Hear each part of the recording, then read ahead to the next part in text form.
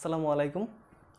আমাদের সবার মধ্যে সবচেয়ে বেশি যেই কনফিউশন সৃষ্টি হয় বাস্তব সংখ্যা করতে গেলে সেটা হচ্ছে মূলদ এবং অমূলদ সংখ্যা নিয়ে। আর এমসিকিউতে একটা এমসিকিউ থাকে, ম্যাক্সিমাম টাইম একটা থাকে যে নিম্নের কোনটি মূলদ সংখ্যা, নিম্নের কোনটি অমূলদ সংখ্যা।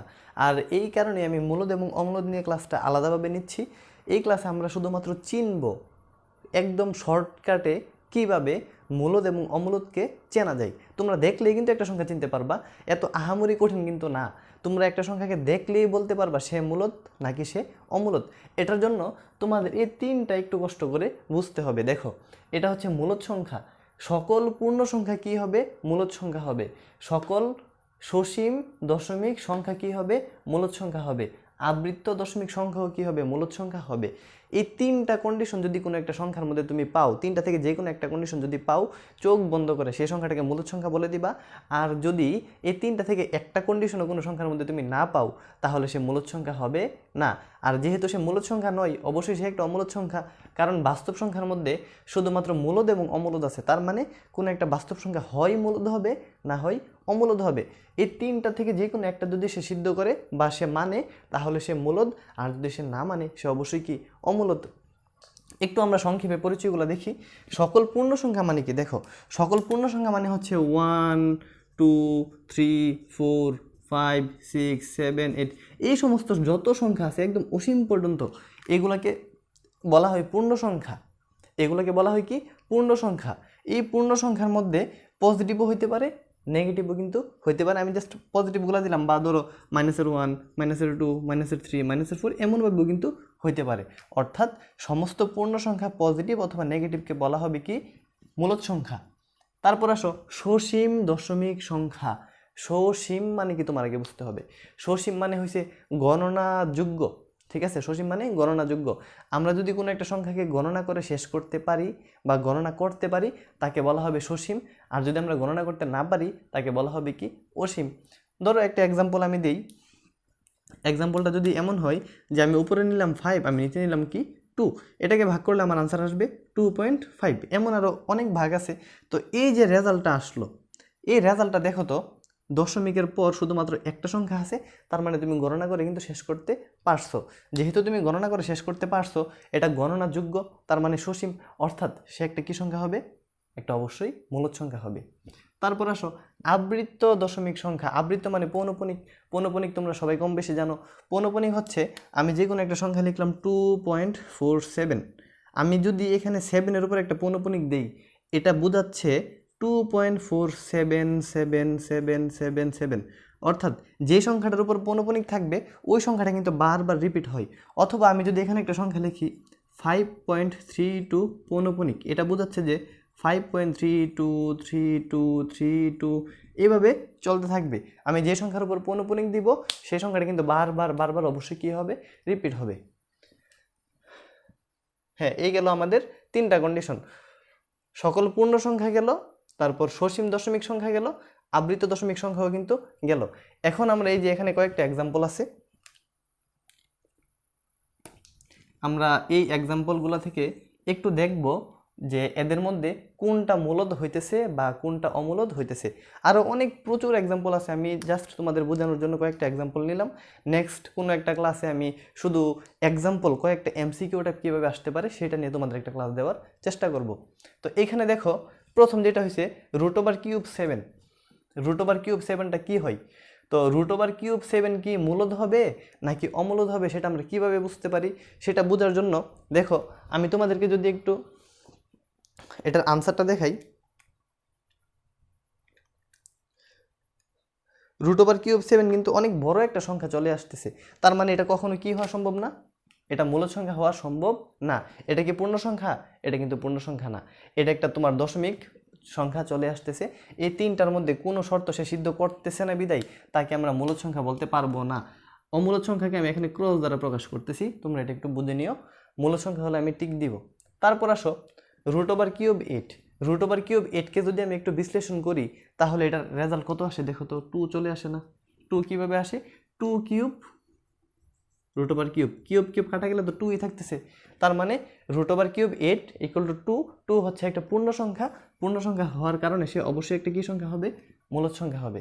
তারপর আসো নাম্বার 3-তে, উপরে 2 নিচে 18, এটা কি মূলদ সংখ্যা হবে? এটা মূলদ সংখ্যা হবে নাকি হবে না সেটা বোঝার জন্য তোমার এটাকে একটু ভেঙে নিতে হবে, অর্থাৎ কাটাকাটি করে নিতে হবে। কাটাকাটি করে নিলে 2 আর 18 কাটলে কত থাকে? উপরে থাকে 1, নিচে থাকে 9, এটা হচ্ছে রুট। এটি তো হয় ইজিক্যাল টু 9কে রুট করলে কত? 3 আসে, আর উপরে 1 থাকে। দেখো তো এটা একটা কি সংখ্যা? 1/3। এটা একটা দশমিক সংখ্যা চলে আসলো না? এখন অর্থাৎ যেহেতু এটা একটা স্বাভাবিক তোমার ভগ্নাংশ চলে আসছে, স্বাভাবিক ভগ্নাংশকে যদি তুমি ভাঙো তাহলে সসীম দশমিক তুমি পাবা, তাহলে তাকে আমরা কি সংখ্যা বলতে পারি? মূলদ সংখ্যা বলতে পারি। আরেকটা বিষয়, তোমাদের বইয়ের মধ্যে কিন্তু দেওয়া আছে যে সমস্ত সংখ্যাকে p/q আকারে প্রকাশ করা যায় তাদেরকে মূলদ সংখ্যা বলা হয়। আমি তোমাদেরকে p/q আকারেই সবগুলো দেখাচ্ছি, কিন্তু অনেকের মধ্যে p/q সাজাতে গিয়ে একটু কনফিউশন সৃষ্টি হয়। এই কারণে আমি কিন্তু একদম সংক্ষেপে এই কন্ডিশনগুলো লিখে নিলাম। যেহেতু এটাকেও তুমি p/q-তে সাজাতে পারবা, অর্থাৎ এটা যেহেতু রুট চলে গেছে, এটা একটা স্বাভাবিক সংখ্যা চলে আসলো, হ্যাঁ, তাহলে এটাকে আমরা কি বলতে পারি? একটা মূলদ সংখ্যা বলতে পারি। এটাও একটা মূলদ সংখ্যা হলো। তারপর আসো √5/4। √5/4কে যদি আমরা ভাঙি তাহলে আমরা এটা রেজাল্টে কি পাই? দেখো তো, উপরে থাকে √5, নিচে আসে 2, তার মানে সে একটা মূলদ সংখ্যা হলো না। তার উপরে রুটটা এখনো পরে রইল। রুট যদি পরে থাকে তাহলে সে মূলদ সংখ্যা হবে না। রুট যদি উঠে যায়, এই যে রুট উঠে গেছে, রুট উঠে গেলে সে মূলদ হবে, রুট থাকলে সে কখনোই একটা মূলদ সংখ্যা হবে না। তার মানে এটাকে আমরা কি বলতে পারি না? মূলদ সংখ্যা বলতে পারি না। এই গেল আমাদের রুট বা বর্গমূল নিয়ে যাবতীয় যত সমস্যা। এখানে কিন্তু এই কথাটা উল্লেখ নেই, হ্যাঁ, উল্লেখ নেই যে রুট থাকলে কি হবে। আসলে রুটকে আমরা একটা কি করতে পারি? সসীম দশমিক সংখ্যা বা স্বাভাবিক এই যে পূর্ণ সংখ্যার মধ্যে কিন্তু আমরা নিয়ে আসতে পারি। এই কারণে আমি কিন্তু রুটের কথাটা আলাদাভাবে এখানে উল্লেখ করি নাই। অর্থাৎ যে সমস্ত রুট সংখ্যাকে বা বর্গমূল সংখ্যাকে তুমি বর্গমূলটা উঠিয়ে ফেলতে পারবা যে কোনোভাবে, বা কাটাকাটি করলে বা ক্যালকুলেশন করলে যদি বর্গমূলটা উঠে যায় তাহলে সে একটা মূলদ সংখ্যা হয়ে যাবে। আর যদি বর্গমূলটা পরে থাকে তাহলে সে মূলদ সংখ্যা হবে না। এবার আসো এই সংখ্যাগুলোর মধ্যে প্রথম সংখ্যাটা দেখো তো, দশমিকের পর 3, 4, 9 দিয়ে আরও চলতেছে।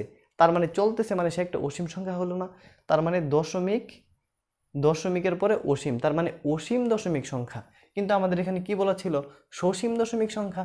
যেহেতু সে সসীম হয় নাই, তার মানে সে একটা মূলদ সংখ্যা হবে না, অর্থাৎ এটাও একটা অমূলদ সংখ্যা, তার মানে ক্রস। তারপরটা দেখো তো, 2.789, উপরে পৌনঃপুনিক তোমরা দেখতেছো। পৌনঃপুনিক মানে কি? দশমিকের পরে পৌনঃপুনিককে বলা হয় আবৃত্ত দশমিক সংখ্যা।